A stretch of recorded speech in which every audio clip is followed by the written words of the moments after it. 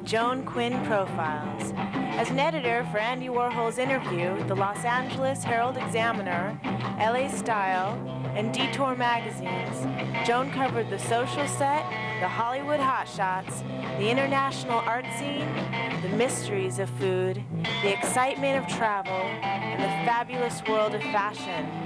Joan continues to find creative people on the cutting edge who make things happen. Here's Joan Gyurjyan Quinn. Hi, I'm Joan Quinn, and welcome to the Joan Quinn Profiles. Waiting to be profiled are dancer Paul Maure and photographer Garik Gyurjyan. Ballet dancer and choreographer Paul Maure teaches classes at Media City Ballet in Burbank. He danced leading roles with Grand Ballet de Monte Carlo, the Marquis de Cuevas Ballet, Pacifica Ballet, and the Santa Monica Civic, among other companies that he guest starred with. Paul, where did it all start? In Marseille when you were born? Well, yes, I was born in Marseille, and I started during the war. And it was very difficult because at that time we had a hair red every night, you know, so I could go to the class. But anyway, I managed to be there. And the school was a nice, very school run by an Italian teacher, which was wonderful.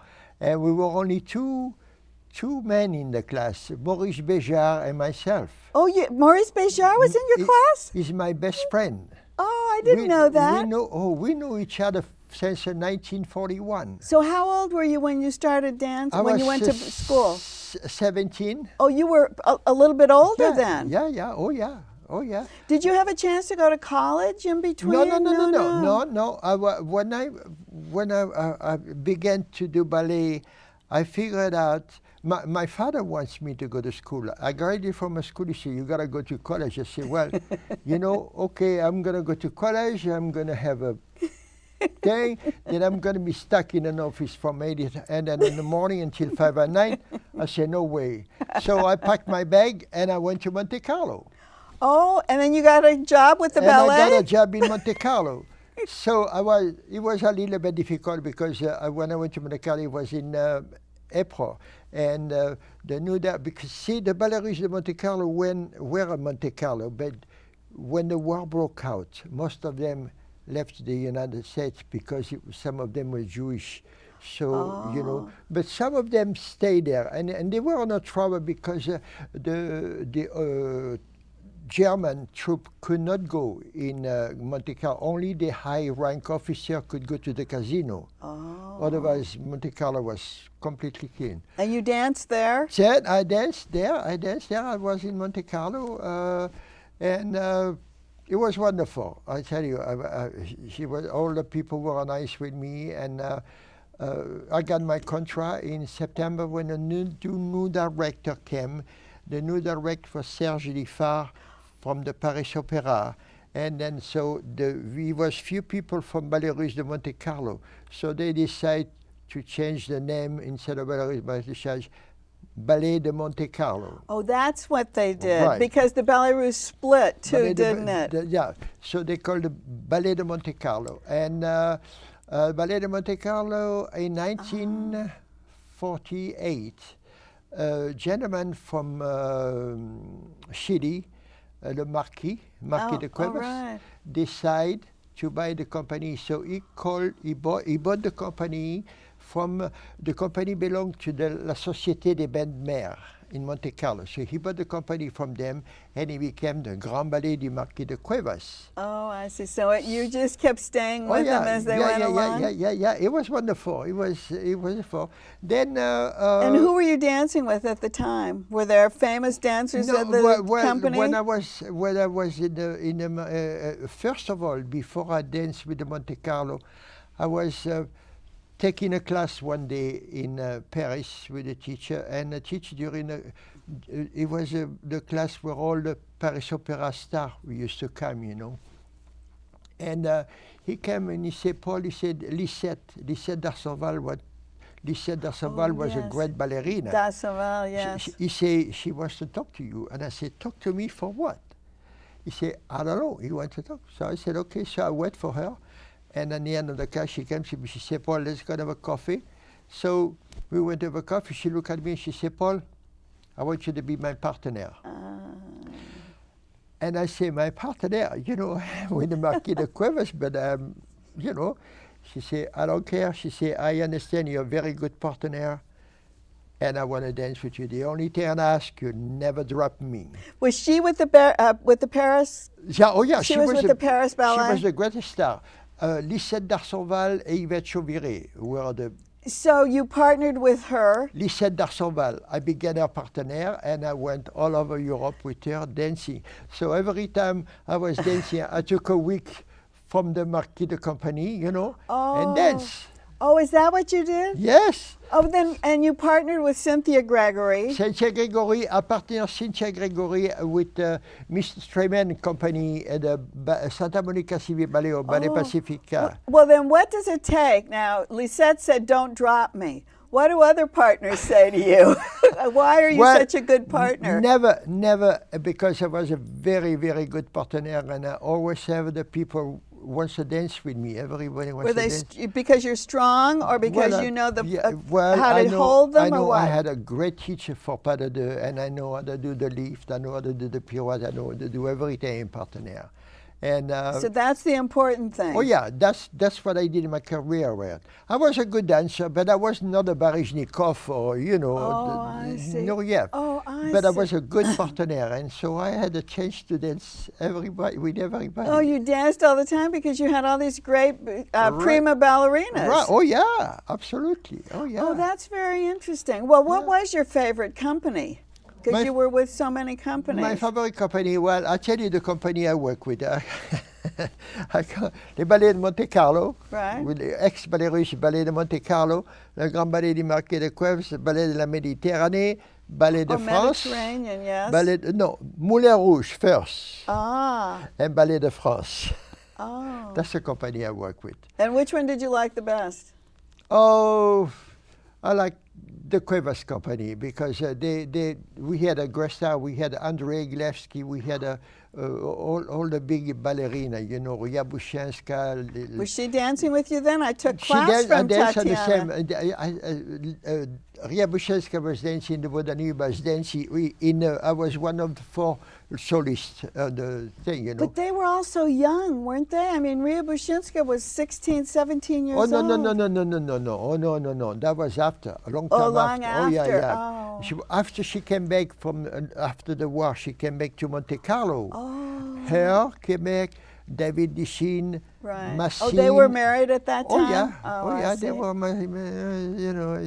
So, but you worked also, talking about those names, you worked with a lot of choreographers like Massine and David, Lachine Béjart, I love Lifar. I love to work with those people. They were but to me, the greatest choreographer in the world that I loved to work was Leonid Massine and Madame Nijinsky. Bronislava Nijinsky. She was a fabulous woman. Why were they so good in their choreography? I don't know. I don't know why they were so good. But why did you like them? Was it the way they it was wonderful. The choreography they did was fun to dance. Oh, I see. It was fun wonderful. To dance. He was a lot of thing about expression, you know, in the ballet. Now, most of the company now, I'm sorry to say that the big company, they give performance, but I don't have any pleasure to go and see because they are technical. From here up, they're dead. It's a piece of ice. No expression, no feeling, nothing. I see. I don't like that. I like people with expression. Tell us this show's expression. That was the Moulin Rouge. I had a great time at the Moulin Rouge. And what ballet was this? This was a mambo. Oh, you were just dancing the mambo? Oh, I was dancing the mambo, and as you see, the stage floor is glass, So we used to do slide on the knee all the way down. He was wonderful. I'm going to show another picture too, as long as I'm showing the that swan that leg. was that was a swan lake, and I was dancing with a fantastic girl called Joan Quinn. Beautiful. She was a beautiful ballerina, and I enjoyed today. I danced Sleeping Beauty with her. I danced all the ballet with her. And who did the choreography with? So, the Sleeping Beauty was the original choreography, you know, and so it was wonderful. One more. Right. I'm going to show this that Otello. was the ballet called Otello, and that was my ex-wife, Andrea Carlsen, and Was she with the Danish ballet? no, she was half Nicaraguay, half Norwegian. Oh, she was. Yeah, and then she was a beautiful ballerina. And this is you. She's me. Yeah, Over that's here. me as Otello. As Otello, and I have one more that I have. This with one me. is a choreographer did the ballet for me in Paris, but I forgot the name of the ballet. He was a very good ballet. But so you were the star of Oh yeah, this yeah, yeah. Oh ballet. yeah, yeah, yeah. But you were famous also. Most dancers became famous for certain things that they danced. Yours was Prince Igor, right? Yeah. And why was that so interesting for the people? The Prince Igor is the most exciting ballet. Well, I think you saw when you came to the performance last week. It's the most exciting ballet that dance. But you see, unfortunately, they don't give that. The ballet company don't give that anymore. I remember when Goodenough and Baryshnikov used to come to Tanya's classes, but they used to also teach drama. Oh yeah, because that's what you were talking about. They're not dead. That's what I like. I like the drama. I like when somebody dances. I like to see a feeling. I like to see the music come from the art. They knew how to act, right? Oh yeah, I love that. I just, but as I say now, everything is technique, and nothing else. Well, you were honored with a group of people called the Men from the Ballet Russe. My old and friend. I think the Media City, what's her name? Media City Ballet. Yeah, Media City Ballet. Natasha Middleton put on this group and honored Zorich and Platt, Moreno, Tremaine, and you. Yeah. And they were all dancers at one time with the Ballet Russe. Ballet Russe, yeah. And Natasha is a most wonderful person I ever know. You know, I know her since she was a little girl because I was working with her father. But she is fantastic choreographer. She's a very nice lady. She has a lot of personality, and when she works, she likes expression. Because she learned that her father was Andre Tremaine. Yeah, right. And she took classes from George Zorich. Yeah, she took George Zorich. George Zorich is my old friend. We know each other for 50 years. And Mark Platt. Mark Platt also, but I didn't know more Mark Platt as well as I know Zorich or Victor Moreno or Andre Tremaine, you know. Victor Moreno danced. He came from Buenos Aires. Yeah, he came from Buenos Aires. I thought the interesting thing was everyone was trying to be Russianized, and they changed Mark Platt's name to Mark Platoff for some time. Except for someone like you, who had the French background, right? But it was, and I want to say another thing about the Media City Ballet. The Media City Ballet, for me, I don't want to sound prejudiced because I teach there. You teach there, yes. And I teach all the company every week, and I have a wonderful dancer. She has the best corps de ballet there is in Los Angeles. I don't understand why Los Angeles doesn't have any ballet company. I never understood that. We never supported dance the way we should have. Every other city in the United States, it's true. they have a wonderful ballet company. In Los Angeles, well, we have to come to Burbank then and see you. Oh, absolutely. Or take your class. Absolutely. Can I come take your class? You can, anytime you want. Thank you, Paul. Yeah, you're very welcome, and I'm very happy to be here, and I enjoy every minute. Thank you very much. And don't go away. We'll be right back with a photographer who did this portrait of me and this other beautiful portrait, Garik Gyurjyan. Oh, you're wonderful. Thank you.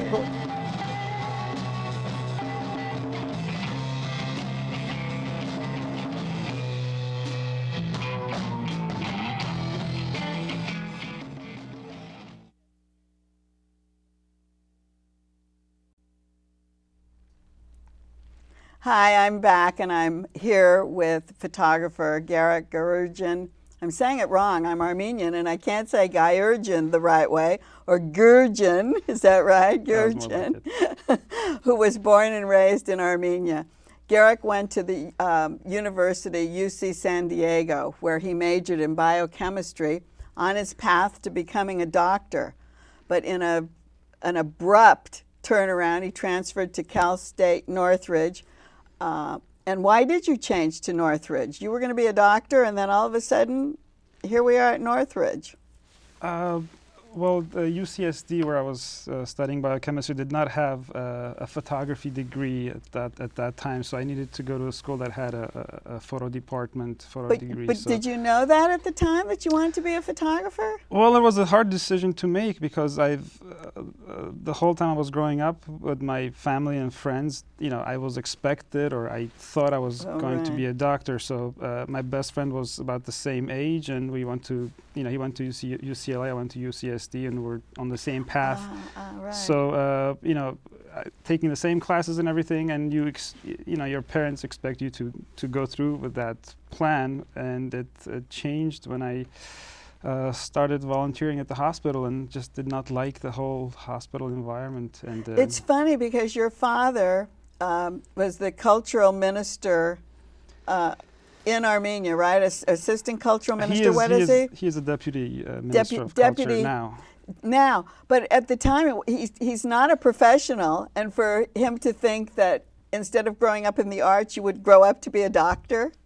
Well, it was more my mom than I see, than because my it dad. seems different, doesn't it? Yeah, well, they both went to the Polytechnic Institute in Armenia, so they came to art, or my dad came to art through architecture. He's an architect. I see. So they needed a profession. Exactly, and I had a hard time convincing myself that I could be a photographer, going from hoping to become a doctor to seeing myself as a photographer. And, right.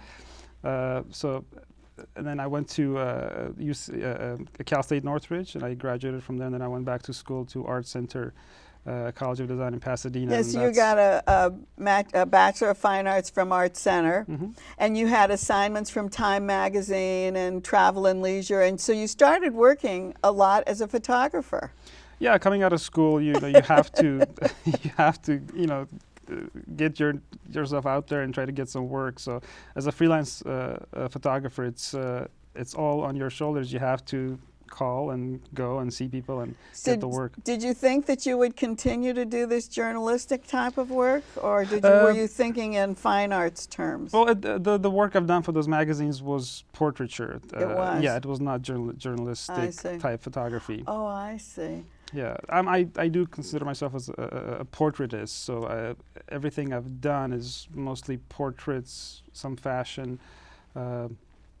So it's people that I'm interested in. And well, then how did you start when you went in, say, on assignment to do a portrait of a business person for Time? What would you look for to do that portrait? Well, it's always about the person. It's always about people and getting some kind of a connection. And it's the same whether it's a book project that I'm working on or magazine work. It's trying to get the personal connection, because in every photograph I feel like it's not just the person, it's me and the person. Yeah, do you put yourself into it?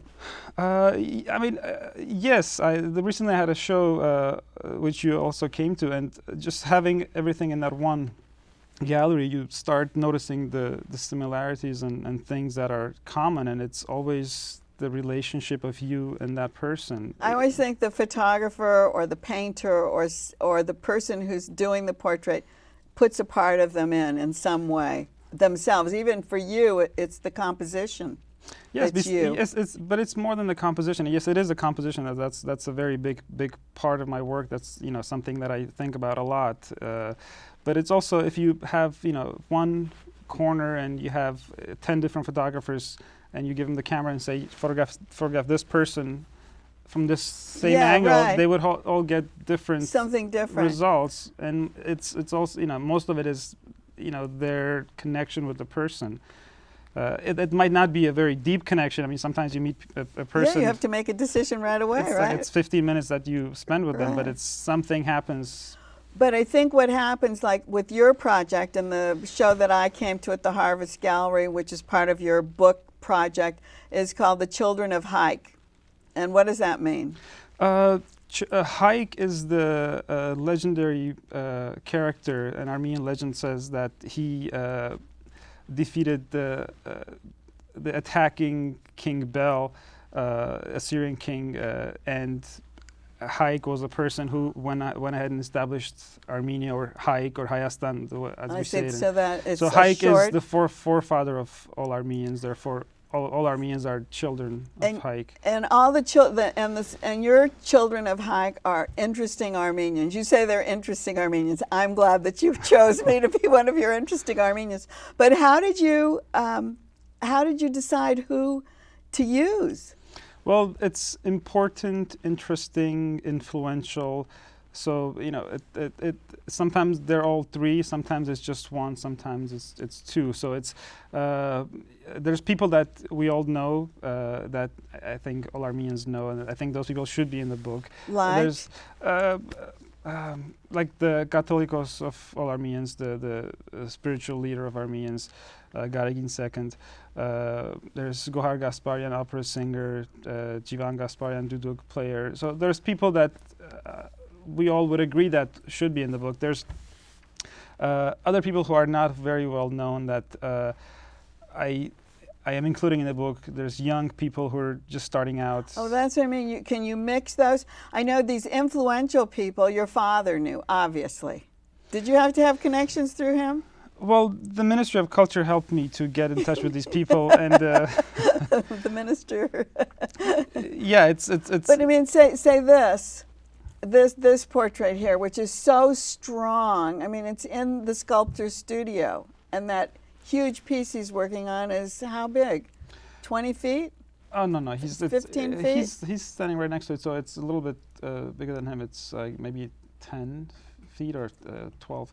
But I love environmental portraits like this, just as yours is, where I go to the person's environment. And the sculptor is Khachaturi Iskandaryan. This was shot in Armenia, and I forget. Did you move anything around, or was he right there like that?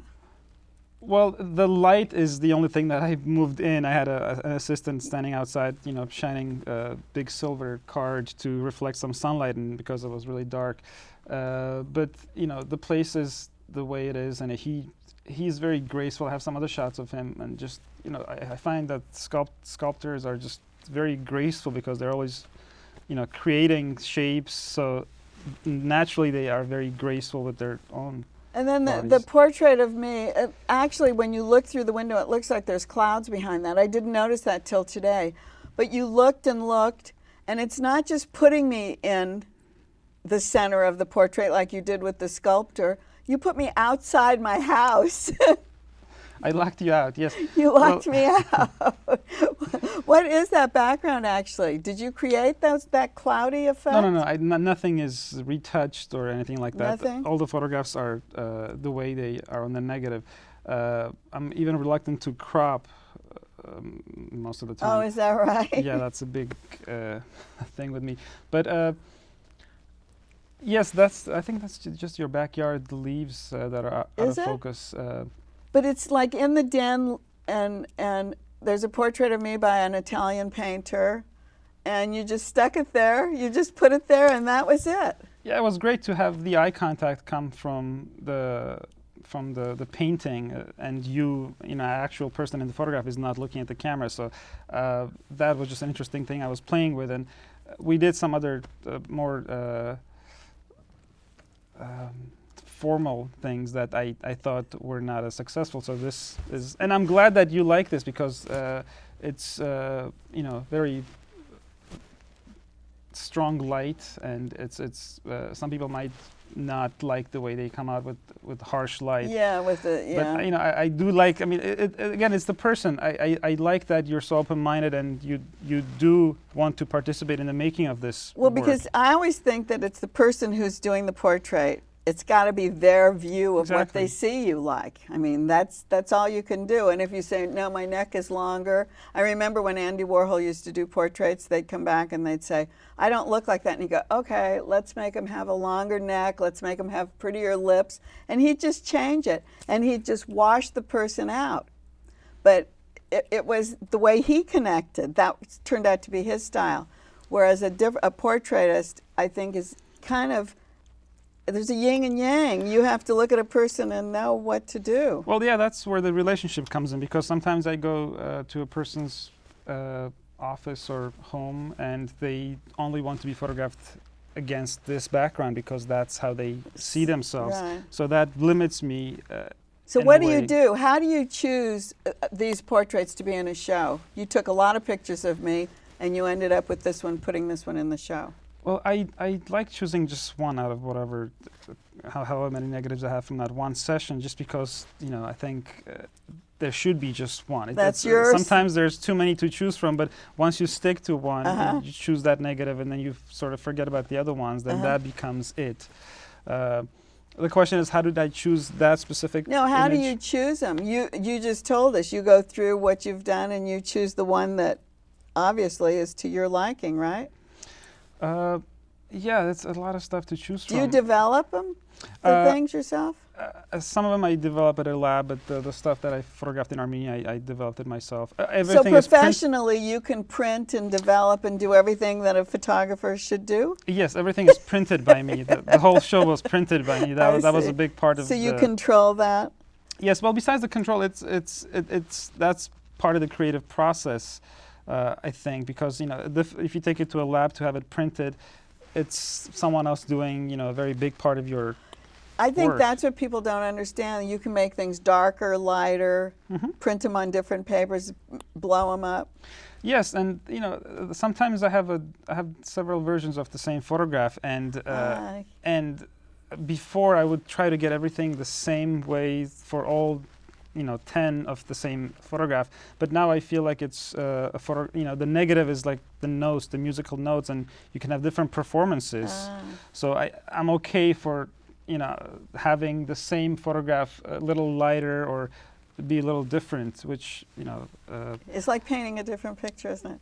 Well, this show, our time is up, but this show is going to Paris, going to France, and where else?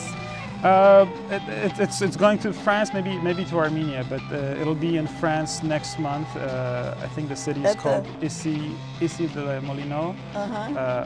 Oh, that's great. Butchered the pronunciation. But I'm going to be there, right? Your photograph is going to be there. I don't know. Are you going to be there? No, I'll have my photograph there. And as we're leaving, I'm going to just hold up a few of these that you took. But thank you so much for being with us today. Thank you for having me. And keep riding to 777 South Figueroa, 44th floor. We'll see you next time on the Joan Quinn Profiles.